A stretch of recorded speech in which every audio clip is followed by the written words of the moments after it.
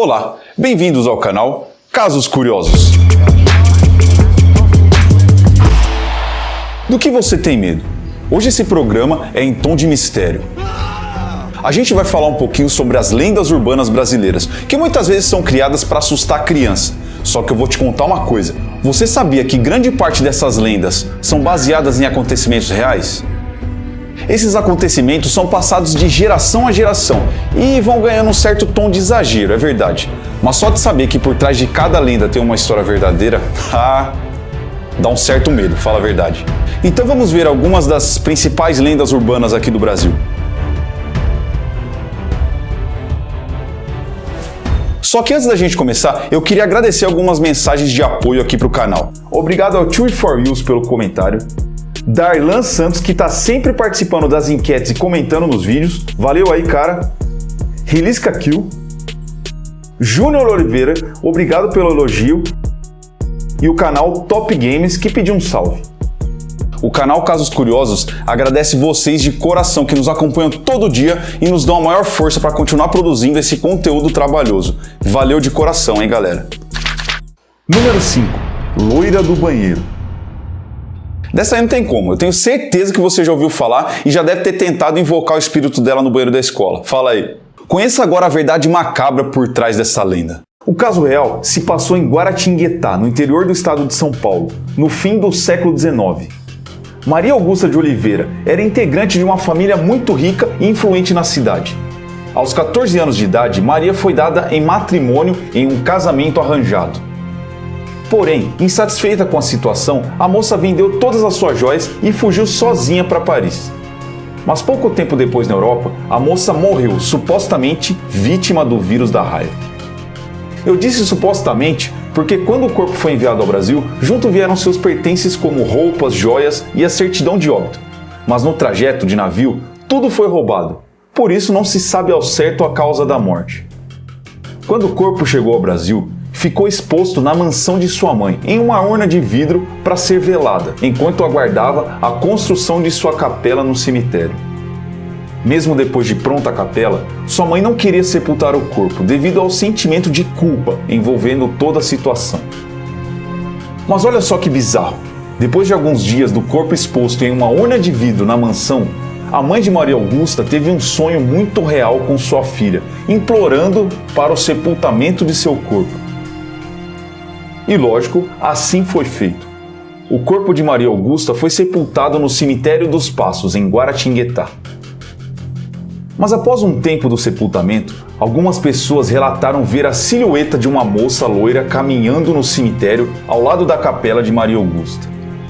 E na mesma época, viram a mesma coisa na mansão onde viveu sua mãe, dando origem a essa lenda. Mas veja só que interessante. No ano de 1902, a mansão de sua mãe se tornou o Colégio Estadual Conselheiro Rodrigues Alves. E em 1916 ocorreu um misterioso incêndio, fortalecendo ainda mais a lenda de que a jovem loira assombrava aquele prédio. Eu falei que a história é cabulosa, hein? Número 4. Boneca da Xuxa. Essa lenda é baseada em um boato que surgiu em 1989 e parou a cidade de Sorocaba, no interior de São Paulo. Segundo os boatos, a lenda surgiu assim.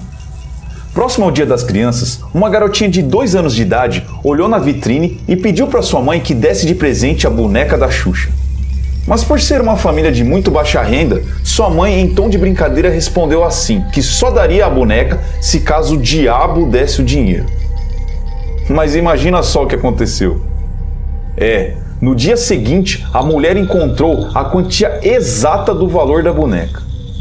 Com isso, a consciência pesou e a mulher se sentiu obrigada a comprar a tão desejada boneca para sua filha. E foi o que ela fez. O momento de alegria não durou muito. Nos dias que se seguiram, a menina de 2 anos de idade começou a aparecer com marcas pelo corpo. Marcas pequenas de arranhões e mordidas. E como era de se imaginar, trouxe muita preocupação para a mãe.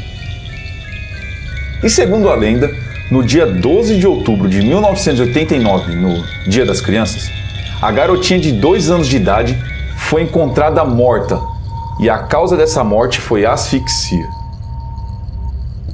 Desconfiada de que a boneca tinha sido possuída por um demônio, a mãe levou o brinquedo para uma igreja na cidade e entregou nas mãos do padre para que ele tomasse as providências cabíveis. Isso tudo aí parece meio forçado, fala a verdade. Mas o boato foi tão forte e assustou tanta gente que chegou a estampar o jornal da cidade, olha aí. Inclusive foram feitas filas na frente da igreja que supostamente a boneca estava escondida em uma ala secreta.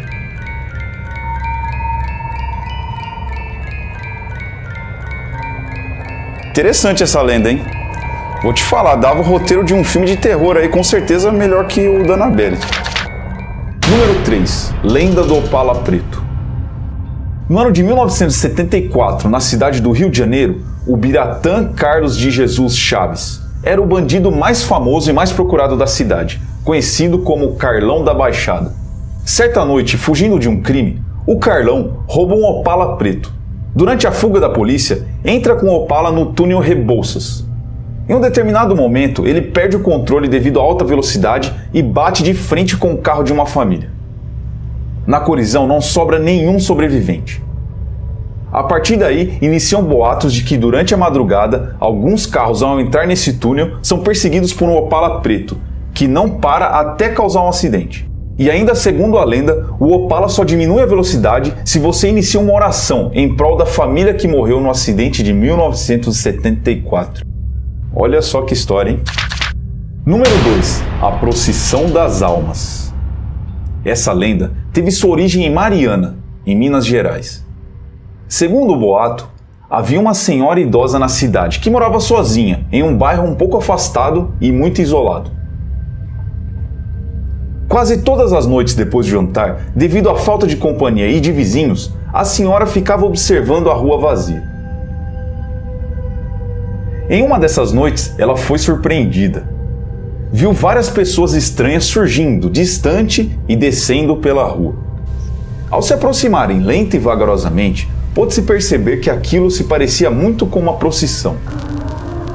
Mas aquela senhora percebeu que aquilo não era normal, porque aquelas muitas pessoas estavam usando roupas brancas, capuz branco na cabeça e ainda seguravam velas. Mas o que também chamou a atenção daquela senhora é que as pessoas andavam bem devagar e não faziam barulho nenhum. A única coisa que ela ouvia eram sussurros distantes e um som metálico de algo que se arrastava pelo chão da rua, como se fossem correntes. Ou seja, se pareciam muito com fantasmas. A mulher era bem religiosa e sabia que não havia nenhuma procissão marcada para aquela noite. Até porque os sinos da igreja estavam em silêncio. E ela não conseguia reconhecer ninguém que passava na frente da sua casa. Isso tudo deixou a senhora muito assustada, fazendo ela desistir de continuar olhando a cena. Mas antes de trancar sua janela, uma das pessoas para na frente da sua casa e lhe entrega uma vela, e ainda diz que no outro dia eles voltariam para buscá-la. Tomada pelo medo, a senhora tranca sua casa, apaga a vela e joga dentro de uma gaveta para tentar dormir. No dia seguinte, a mulher passa o dia inteiro rezando com medo do que poderia acontecer nessa noite que viria. Até que a tão temida noite chega. E mais uma vez aquela senhora, após o jantar, aguarda em sua janela. Até que perto da meia-noite, surgem aquelas pessoas novamente. Com isso, a mulher lembra daquela vela em sua gaveta e corre para buscar. Mas para sua surpresa, quando abriu a gaveta em questão, ao invés de uma vela, havia um osso de defunto. Assustada, ela pega aquele osso e corre para a janela para tentar devolver para aquela pessoa que lhe deu na noite anterior. Até que surge novamente aquela figura medonha e encapuzada e lhe diz: que você aprenda essa lição, porque a procissão das almas jamais pode ser vista por um ser vivente. Realmente essa história é muito cabulosa. E o pior de tudo é que depois da disseminação dessa lenda, virou tradição na cidade realizar uma versão da procissão das almas todos os anos. Nossa, que história cabulosa essa aí, hein? Você já conhecia? Comenta aí. Número 1. Bebê Diabo. Em 1975, na cidade de São Bernardo do Campo, em São Paulo, começam a correr os boatos de que uma criança com características estranhas havia nascido no hospital municipal.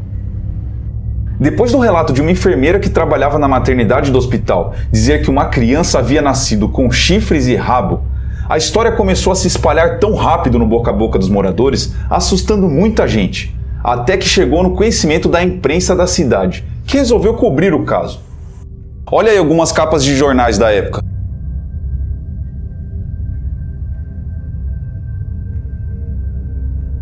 Quando saiu a primeira vez essa notícia no jornal da cidade, as bancas foram zeradas vendendo rapidamente todas as unidades. E o medo se espalhou em São Bernardo do Campo e virou até caso de histeria coletiva, fazendo muita gente acreditar verdadeiramente que o anticristo havia nascido no Brasil e que o fim do mundo estava próximo. Todos os dias os jornais traziam mais relatos sobre o tal bebê. Era tanto falatório que muitas vezes acabaram espalhando testemunhos falsos e sensacionalistas. Teve gente dizendo que de madrugada se ouvia som de cascos em seus telhados e que quando saíam para ver era um bebê correndo rapidamente por cima das casas. Gente falando que o tal bebê tinha pelos por todo o corpo e dentes de vampiros e um monte de outras coisas. Essa pauta durou 37 dias, até que foi noticiado a verdade. No dia que correram os boatos, nasceu uma criança com algumas anomalias. 2 protuberâncias na cabeça, lembrando chifres, e um prolongamento no cóccix, lembrando uma cauda. Mas essas anomalias na criança foram facilmente reparadas com cirurgias, e as características do bebê foram distorcidas pelos boatos passados de pessoa para pessoa, causando todo esse tom e esse frisson aí de lenda urbana. O que você achou dessas lendas aí? Você conhecia todas elas? Algumas eu confesso que não conhecia. Então, se a gente esqueceu de alguma e você sabe, comenta aí pra gente trocar uma ideia. E se caso você teve alguma experiência cabulosa com alguma lenda urbana, deixa o seu registro aí nos comentários, conta pra gente. E se vocês quiserem uma parte 2, comenta aí. E se você ainda não é inscrito, cara, não perde mais tempo, vai lá e se inscreve na melhor comunidade curiosa aqui do YouTube. Você não vai se arrepender, pode ter certeza. Valeu, galera, e até a próxima.